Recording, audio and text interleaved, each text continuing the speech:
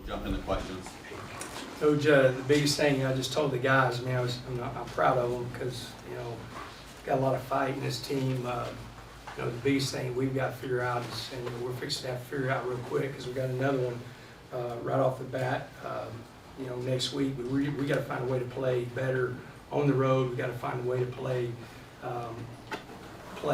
better early on the road. This is the second time North Carolina State was the same way, to where we got behind and the guys fought back, got the score tied, but we just got to do a better job of playing cleaner early on the road. We're playing, in the Big 12, everybody we play is a really good football team, and so you can't come in and do that against a really good K-State K-State team, and we'll get to work and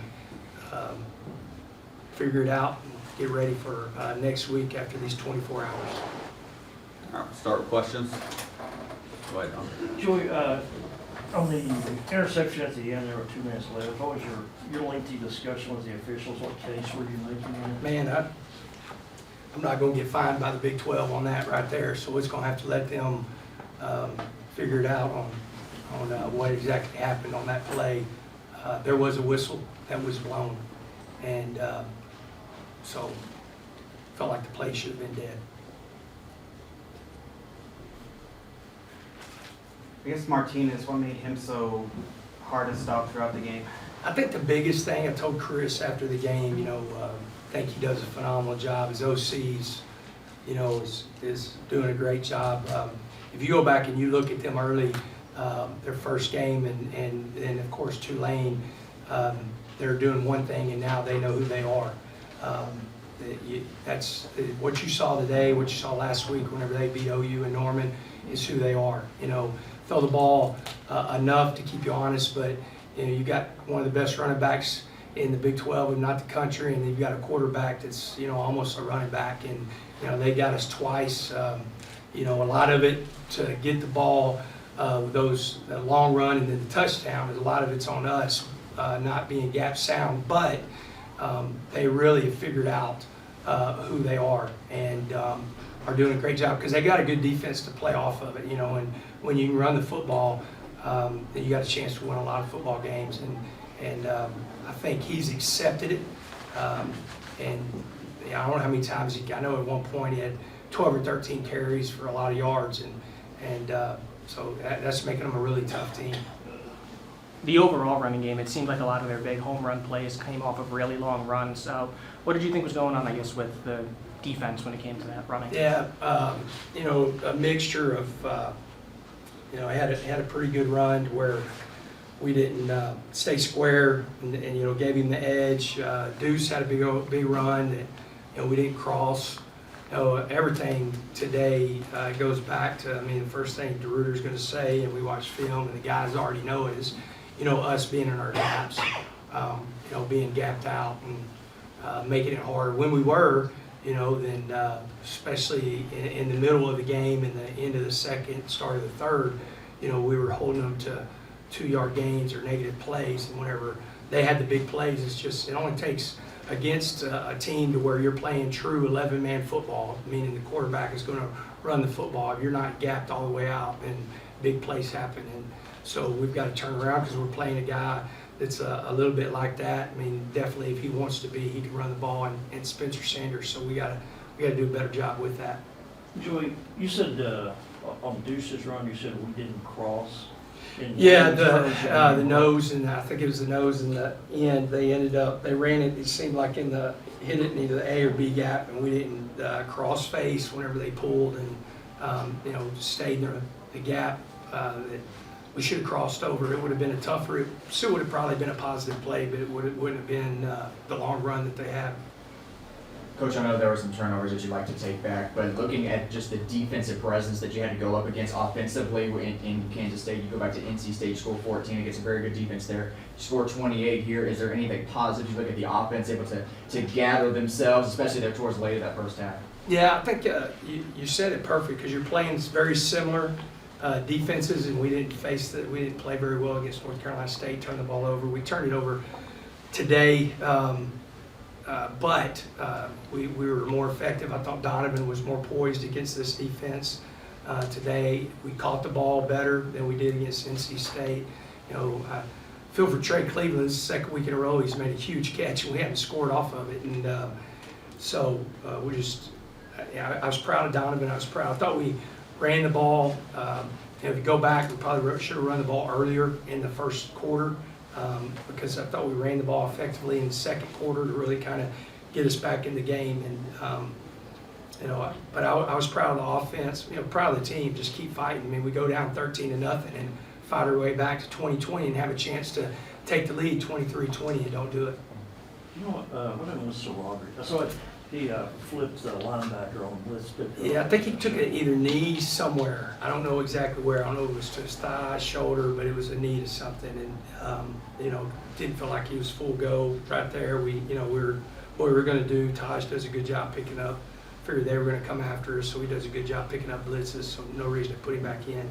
Any early word on the severity of Miles's injury? You know, it was he got rolled up on a screen play, so it's somewhere ankle, leg. I mean, you know, he's walking around down there. I mean, I'm hoping it's not a high ankle. I'm hoping it's just an ankle sprain. We can get him back. You know, proud of Xavier and Nehemiah coming into that spot and making some big plays. You know, that's the thing. These guys, you know, somebody goes down, somebody else steps up and plays really big. You touched on Trey a moment ago. Can you address just kind of his development, since obviously he missed some time in camp and now has been making some plays lately? Yeah, a lot of it. You know, I know I sound like a broken record sometimes, but, you know, GPS numbers show it. I mean, the guy's practicing at an elite level.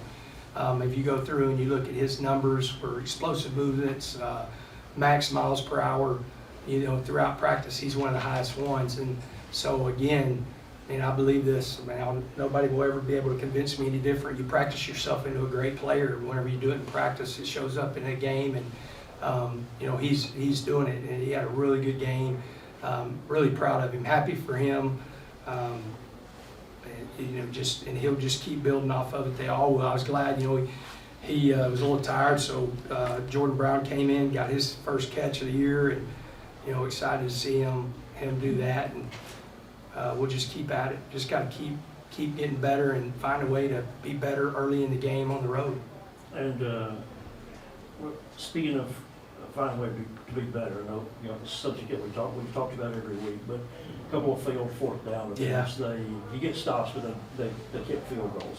Yeah. Any second guessing yourself at all? No. You know, I kicked a field goal that was a go, just because I felt like in the game that we were in, you know, it was back and forth. I think we did it to make it 13-13, and I think that was a go. You know, the first one, we get caught from the backside. You know, we got it blocked up except for the backside, and they chase us down, or we get the first down. And you know, proud of the defense of coming out and just giving up field goals. And I think we gave up 6 points on the 2 fourth downs we didn't get.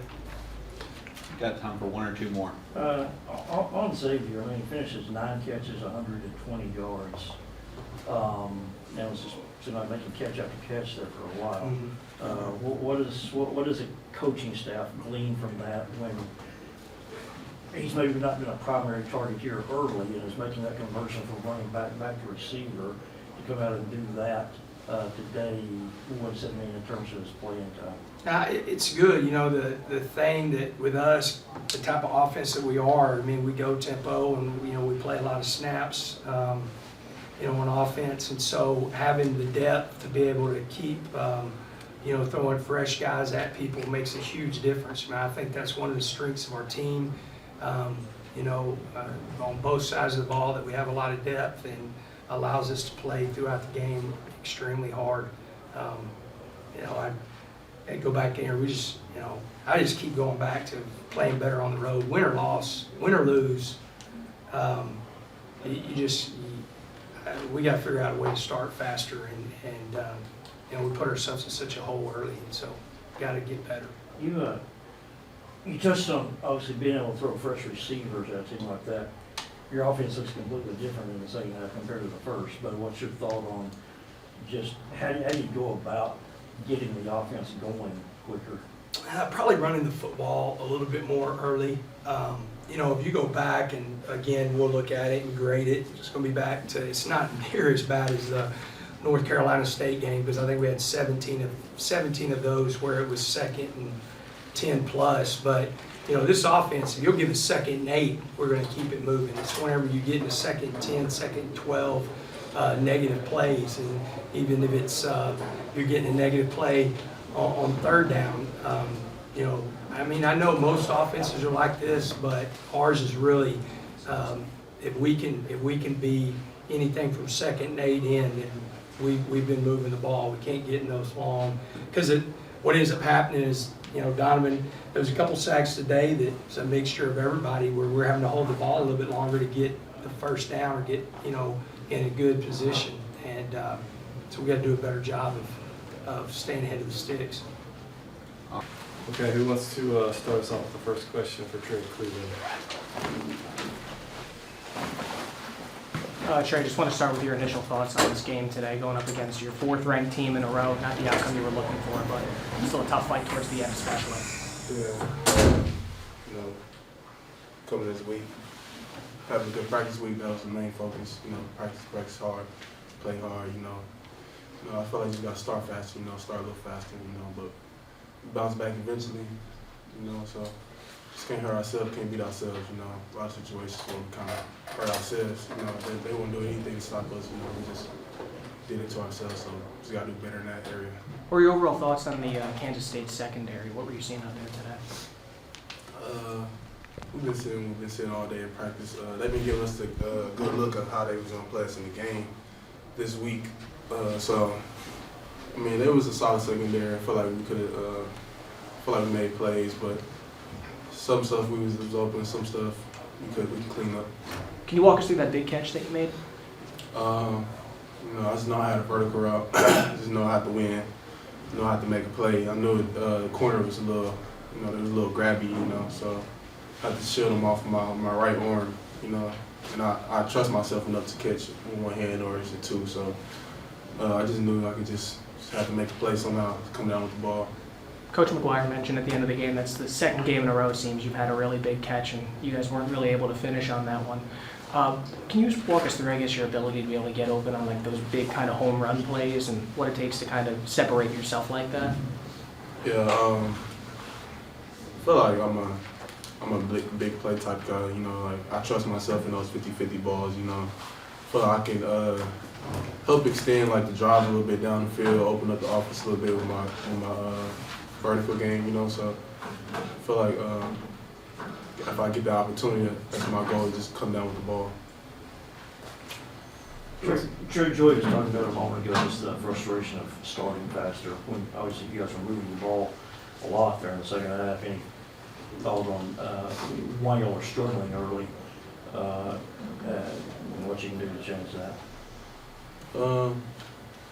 I just feel like we just have to just come out with that mindset that we're going to go score in this drive, you know. You know, we just can't beat ourselves. We got to do our job, do our 1-11. You know, if everybody do their job, I feel like the game plan and the execution, we can push the ball down and go score every time. Really, every time we touch the ball, you know, just when we just don't do our job or one person don't do their job, you know, that's when it kind of starts off slow. But we just got to clean that up, and once we clean it up, we'll start off a lot faster. I feel like. Anything else for Trey? All right, thank you. Thanks, Trey. Sure, just want to start with your overall thoughts on the game today, Tyree. I felt we didn't execute when we needed to. Defense didn't stop the run. One of our goals is to dominate in front, and I don't think we did that. That clearly showed in the stats. You just mentioned the run game right there. It seemed like a lot of the big kind of home run plays for K-State today were those big time, 50, 60-yard runs. What made it so difficult to defend guys like Adrian Martinez and Deuce Vaughn? I mean, Deuce Vaughn and Adrian Martinez are great runners. We knew that coming into the game. I don't know what we did, but we did dominate up front. That's why they had an explosive run game, and it showed in the stats. Coach McGuire just mentioned just kind of working going forward now and your ability to get in those gaps and do that. What do you guys usually do at practice to hone in on that type of stuff, and what do you hope to maybe improve on going forward? Well, first we got to evaluate the tape and see what the problems are, what caused the gaps to be open, and in practice studying up the ball carrier. That's important to be able to stop the run. Tyree, can they almost lull y'all to sleep at times when, there are stretches when you're playing pretty good ball, and then they pop one for 60 or 70. Do they lull you to sleep when y'all are playing solid defense and then hit you with a big play? Defense, no, they don't lull us to sleep or whatever.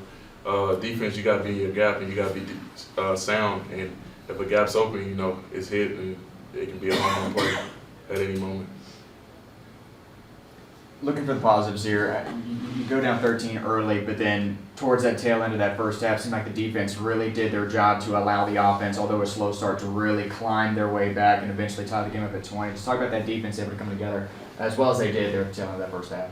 Yeah, the coaches challenged us to just keep going and get 3 and outs or a takeaway, and that's what we did. But we didn't execute the second half like we did in the first half. Tyree, what's it like going up against ranked teams back to back to back to back like this? I mean, it's not really the ranked team is win the Big 12. Our goal is to win the Big 12 championship, not just beat ranked teams. So we got another ranked opponent that's in the Big 12, and we're looking forward to that next week.